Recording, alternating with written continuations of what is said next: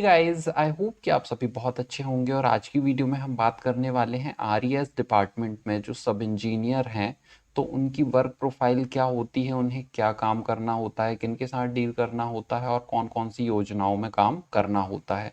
तो इस वीडियो में मैंने जो है सारी ही चीज़ें काफ़ी डिटेल में बताई है जो शायद आपको दूसरी वीडियो में ना मिले। तो चलिए फटाफट से देख लेते हैं सारी ही चीज़ों के बारे में। तो देखो, सबसे पहले तो ये है कि पोस्टिंग आपकी जो है तहसील में होगी या तो ज़िले में होगी। अब ज़िला भी जो है एक तहसील ही कहलाएगा, तो काम तो सेम ही रहेगा।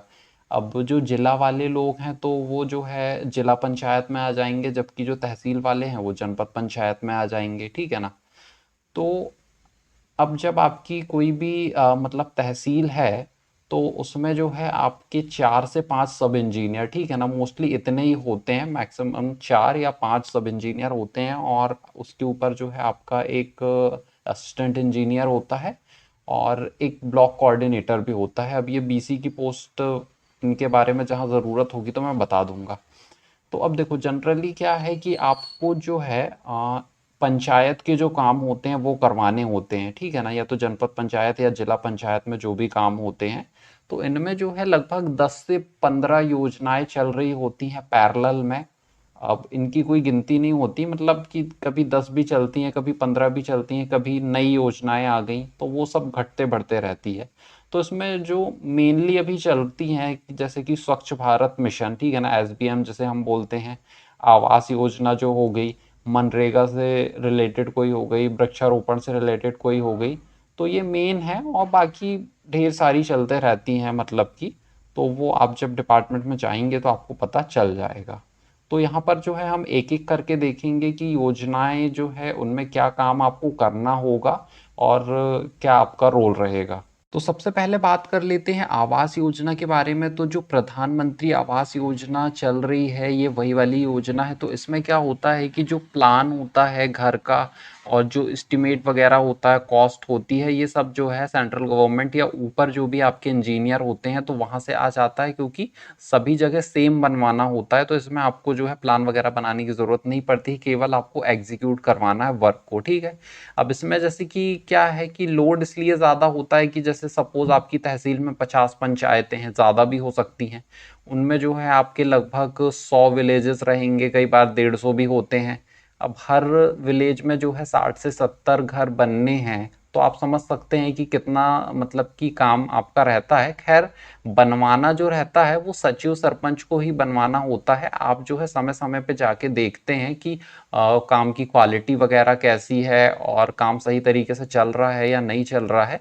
तो ये काम जो है सब इंजीनियर का होता है। अब इसमें जो एक बीसी की पोस्ट मैंने आपको बताया था कि जो ब्लॉक कोऑर्डिनेटर आवास वाला है, तो वो क्या काम करेगा कि जो हितग्राही है तो उनके डॉक्यूमेंटेशन वगैरह वो सारे जो है तैयार कौन करवाएगा, बीसी तैयार करवाएगा और नाम वगैरह वो करवाएगा। बाकी आपका काम जो है एग्जीक्यूट करवाने का रहता है। और यदि जिले में भी कोई रिपोर्ट भेजना है तो वो बीसी ही भेजता है। तो सब इंजीनियर जो है ब्लॉक कोऑर्डिनेटर को पहले रिपोर्ट देता है। फिर आगे देख लेते हैं यहाँ पे, जैसे कि स्वच्छ भारत मिशन में। तो स्वच्छ भारत मिशन में क्या होता है कि जनरली इन्वायरमेंट से रिलेटेड काम होते हैं आपके, जैसे कि कुछ एक नाडेप कंपोस्टिंग होती है। तो ये इसका नाम होता है। इसमें क्या होता है कि एक ऐसा टैंक टाइप से बनाया जाता है छोटा सा, तो उसमें जो भी एग्रीकल्चर से रिलेटेड चीज़ें हैं वो खाद वगैरह के लिए जो है उसमें इकट्ठी करी जाती हैं। फिर आपका सेग्रीगेशन साइड हो गया, इसमें जो है गीला कचरा सूखा कचरा ये अलग अलग रखने के लिए जो है अभी ये योजनाएं चल रही हैं गाँव में। और आपका जो है वाटर रिचार्ज से रिलेटेड कोई स्ट्रक्चर बनाना है या गौशाला वगैरह बनवाना है, तो ये सारी चीज़ें जो है आपको बनवानी होती हैं।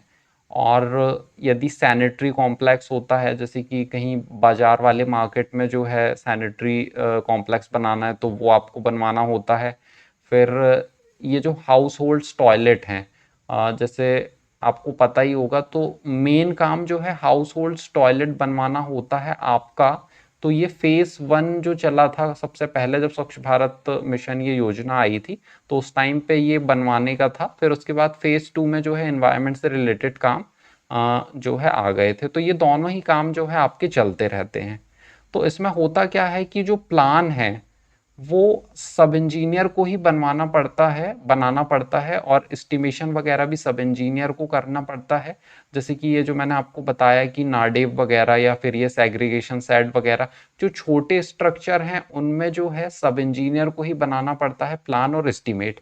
बाकी यदि कोई जैसे कि बड़े काम है, जैसे कि बाउंड्री वॉल वगैरह या स्कूल वगैरह बनवाना, सॉरी बाउंड्री वॉल नहीं आएगा, स्कूल या फिर कोई बड़ा स्ट्रक्चर है, तो ये ड्राइंग जो है ऊपर से ही आती है। फिर तो आपको जो है सिर्फ छोटे कामों के लिए जो है प्लान और एस्टिमेट बनाना है, तो आपको जो है प्लान वगैरह बनाते आना चाहिए। तो मैंने नीचे जो है एक डिस्क्रिप्शन में लिंक डाल दी है, उसमें आप जो है प्लान कैसे बनाएं सबसे बेसिक से वो आप सीख सकते हैं। मैंने काफ़ी अच्छे तरीके से बताया, तो आप वो चेक कर लेना एक बार।